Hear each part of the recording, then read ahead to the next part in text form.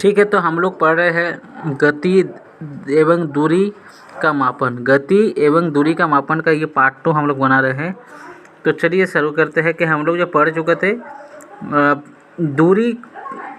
दूरियों का मापन। हम लोग क्या पढ़ेंगे? दूरियों का मापन, ये वाला चीज़ पढ़ेंगे। ठीक है, तो चलो इसको बड़ा करके देखते हैं।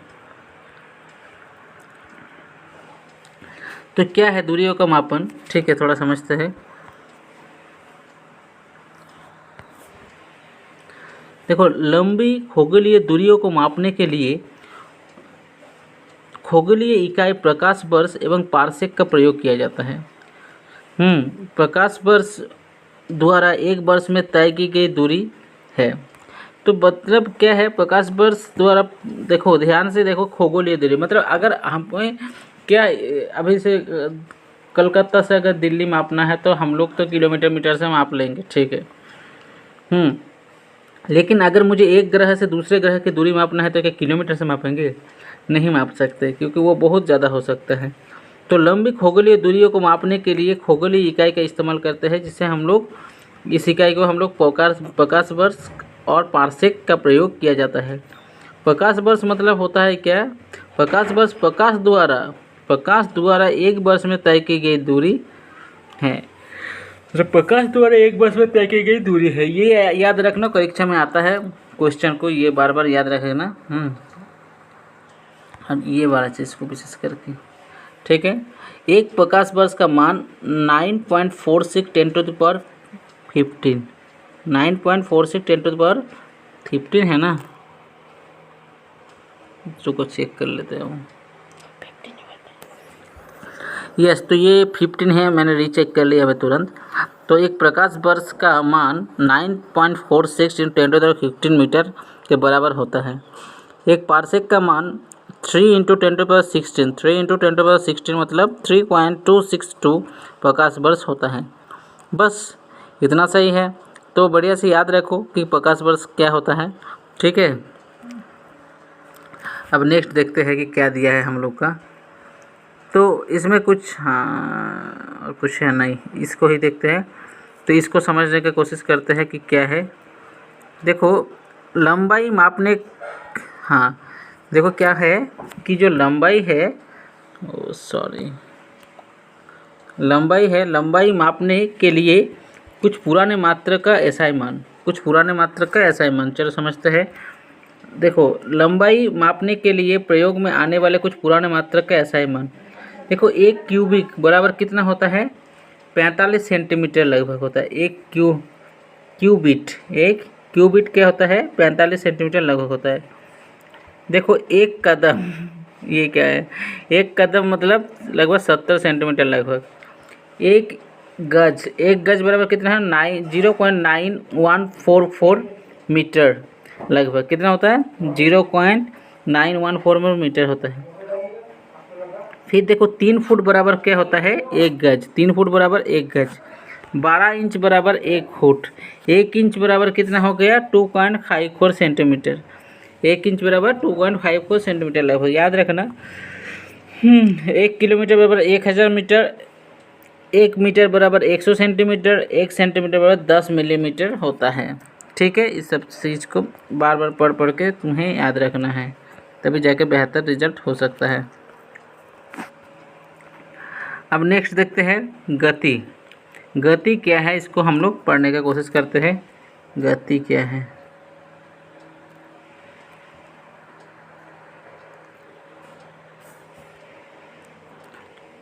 यदि कोई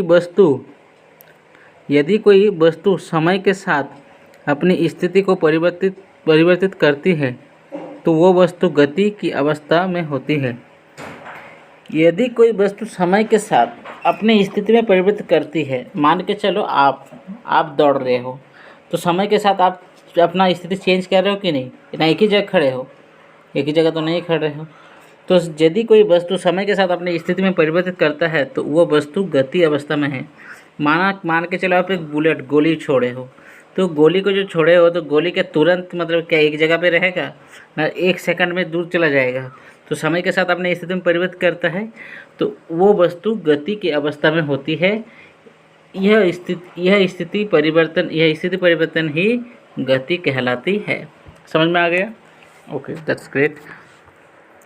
अब गति के प्रकार हम लोग काफ़ी बार पढ़ चुके हैं, फिर भी हम लोग समझने की कोशिश करेंगे कि गति के प्रकार क्या है। तो गति के प्रकार सबसे सबसे पहला जो है वो है रैखिक गति। रैखिक गति क्या है? देखो, जब कोई वस्तु किसी रेखा पर चलती है, तो उसकी गति को रैखिक गति कहते हैं। जब कोई वस्तु किसी रेखा पर चलती है, मतलब एक ही निश्चित रेखा पर चलती है, तो वो उसको हम लोग क्या बोलेंगे? रैखिक गति बोलेंगे। समझ में आ गया? नेक्स्ट, जैसे एग्जाम्पल भी दिया गया है, उदाहरण के लिए सीधी पटरी पर चलती रेलगाड़ी, मार्च पास्ट करते सिपाही आदि। देखो क्या होता है, सिपाही देखने मार्च पास्ट करता है, लेफ्ट राइट इस तरह से क्या करता है। देखो राजपथ पे जो होता है हम लोग का 15 अगस्त 26 जनवरी को जो सिपाही वगैरह चलता है, एकदम ऐसा एक साथ पैर रखता है कि पूरा लगता है कि एकदम जो है रोड ही धंसा दे, इस तरह से लगता है धंस जाएगा इतना। हम एक बात सुने हैं कि एक कमज़ोर पुल था, तो हमारे जो मिलिट्री फोर्स है, मतलब पुल बहुत कमज़ोर था, तो उन लोग का पैर इतना ज़्यादा ज़ोर से कड़ा कि वो पुल ही धंस गया एक साथ। ठीक है, मतलब तो इस तरह का एक बार हम सुने थे अपने को सर से घटना। इट इज़ राइट और wrong, I don't know. Next देखो, तो रेलगाड़ी पर चलती सीधी, मतलब रेलगाड़ी पर उदाहरण सीधी पटरी पर चलती, ऐसा नहीं कि टेढ़ा है, उस पटरी नहीं, सीधी पटरी पर चलती रेलगाड़ी। ठीक है, ये भी एक प्रकार के रेखीय गति है। अब उसके बाद क्या है? वृत्तीय गति। हम लोग क्या समझेंगे इसको? वृत्तीय गति को समझते हैं। ठीक है, चलो स्टार्ट करते हैं। तो वृत्तीय गति क्या है? जब कोई वस्तु किसी वृत्ताकार पथ पर घूमती है, तो उसके गति को वृत्तीय गति या वर्तुल गति कहते हैं। उदाहरण के लिए पृथ्वी की गति क्या है? पृथ्वी की गति हम लोग का क्या है? वृत्तीय गति है। वृत्तीय गति है कि नहीं?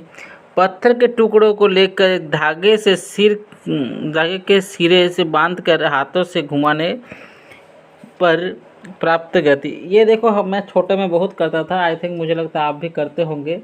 ठीक है, छोटे में तो क्या है कि एक पत्थर को हम लोग बांध लेते थे एक रस्सी से और घुमाते थे एक जगह पर खड़ा होके, और वो एक बार 3-4 बार घुमा देने के बाद ऑटोमेटिक वो घूमता रहता था इतना। वो तो क्या है? उसको वृत्तीय गति हम लोग कहते हैं। समझ में आ गया?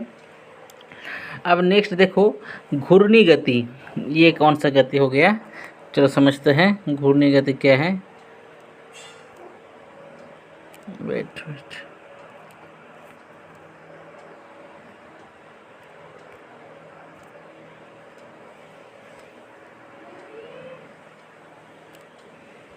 ये घूर्णी गति किसी स्थिर अक्ष के परित इस प्रकार की गति जब उसके कण भिन्न वृत्तीय मार्ग पर चल रहे हो। तो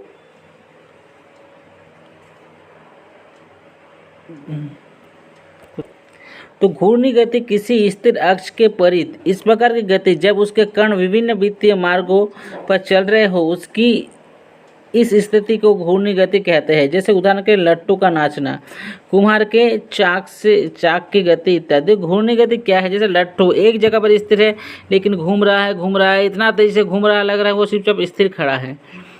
कुछ दिन पहले मैंने एक कोटेशन सुना था गौरव गर्ग से, बहुत अच्छा लगा कि देखो क्या होता है कि घूर्णी जो होता है वो जब, मतलब जो लट्टू होता है जब बहुत तेज गति से घूमता है, तो दूर से लगता है कि वो एकदम स्थिर है। क्या है? वो एकदम स्थिर है, लेकिन वो अपने उस स्थिति में क्या सबसे तेज गति से घूम रहा है, तो उसकी स्थिति। तो जो लोग बहुत ही ज़्यादा मेहनत करते हैं या बहुत ही वो अपने लाइफ में बहुत आगे तेज़ी से बढ़ रहा है, तो दूसरे को लोग को लगेगा कि क्या है कि वो स्थिर है, लेकिन आप अपने जीवन पर क्या है सबसे तेज़ गति से चल रहे हो। तो इसीलिए आप लोग भी इसी तरह से मेहनत करो और तेज़ गति से आगे बढ़ो, ठीक है। लेकिन लोगों को लगे कि आप स्थिर है, लेकिन आप बहुत स्पीड से जा रहे हो एक्चुअली में, ठीक है। कुम्हार के चाक की गति इत्यादि। और कुम्हार के चाक में भी पता है ना, हम लोग क्या करते हैं, चाक को जो कुम्हार घुमाता है तो क्या होता है, उससे एक बहुत ही सुंदर घड़ा वो लोग निकाल के ले आता है। तो किस तरह से निकाल के ले आता है, वो इस प्रकार से एक्चुअली चाक घुमा के, तो उसको घूर्णी गति कहते हैं। समझ में आ गया आप लोग को। नेक्स्ट देखो, आवर्त गति। यदि कोई वस्तु किसी निश्चित पथ पर अपनी गति को समय के साथ निश्चित अंतराल में बार बार दोहराए जाए तो उस गति को आवर्त गति कहते हैं। तो आवर्त गति कहते हैं, जैसे दीवार पर घड़ी के पेंडुलम की गति। देखो आवर्त गति का मतलब क्या, एक निश्चित अंतराल के बाद, जैसे टंग, कुछ देर के बाद फिर टंग। तो क्या होता है कि वो जो पेंडुलम होता है, देखना बड़े बड़े अच्छे बहुत सारे ऐसे शहर है, मेरे डिस्ट्रिक्ट में ही एक ऐसा है, ठीक है, कि वहाँ कर एक घड़ी टंगा हुआ है और वो एक निश्चित समय के बाद टंग टंग करता है, मतलब कि उसका जो पेंडुलम है इस प्रकार से झूलता ही रहता है, ठीक है। देखो मैं एक बनाने की कोशिश कर रहा हूँ आप लोगों के लिए, मतलब ये अगर बिंदु है तो ऐसे जाएगा, फिर ऐसे जाएगा, इस तरह से जाएगा, इधर जाएगा, फिर इधर जाएगा, फिर इस टाइप से होता है, ठीक है। तो इसको हम लोग क्या करेंगे, आवर्त गति।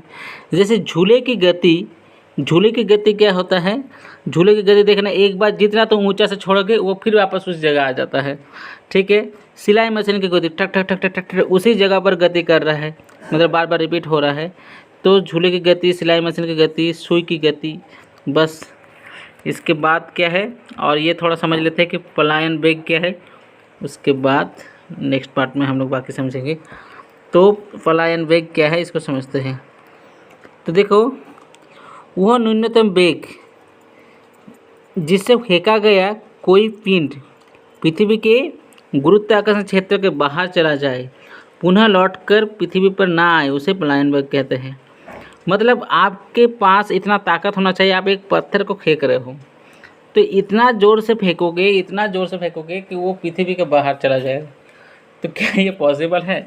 नहीं है। पता है, एक बार मैं सुन रहा था एक जगह कि बोला जाता है, जो हम लोग का महाभारत में भीम का कैरेक्टर है, तो बोला जाता है वो हाथी को ऐसे उसको पूंछ के साथ या उसको सूंड के साथ ऐसे उसको घुमा के फेंकता था कि वो वापस पृथ्वी पर नहीं आता था। क्यों? क्योंकि वो इतना उसके ज़ोर से फेंकता था कि वो पृथ्वी के बाहर चला जाता था, अंतरिक्ष चला जाता था, ठीक है। तो इतना उसके पास ताकत था। तो खैर, ये सही और नहीं सही मानने का बात अपने स्तर पर है, लेकिन एक हम जस्ट बताए। तो क्या है कि देखो, समझो, वह न्यूनतम वेग जिससे फेंका गया कोई पिंड पृथ्वी के गुरुत्वाकर्षण क्षेत्र के बाहर चला जाए, पुनः लौटकर पृथ्वी पर ना आए, पलायन वेग कहते हैं। समझ में आ गया?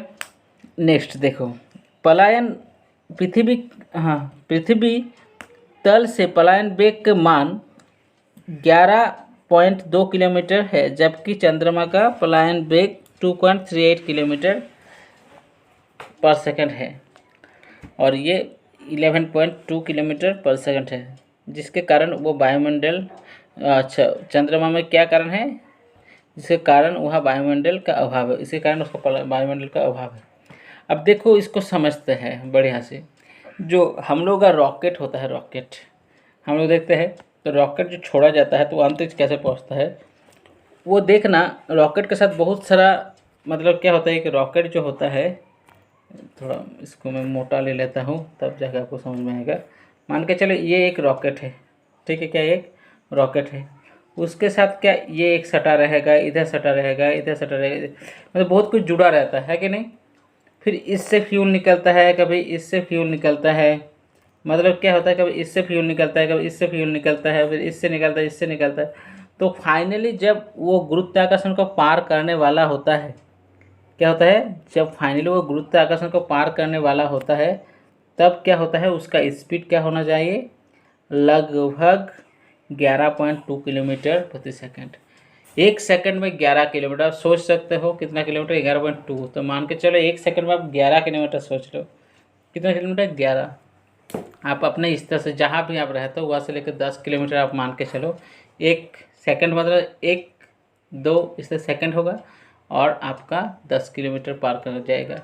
तो पता है भारत का एक PSLV रॉकेट है, उसका नाम मैं भूल रहा हूँ, उसका कितना पलायन वेग है, मतलब इस पर कितना स्पीड है, 17 पॉइंट कितना है, मतलब 17 किलो, 1 सेकंड में 17 किलोमीटर जा सकता है।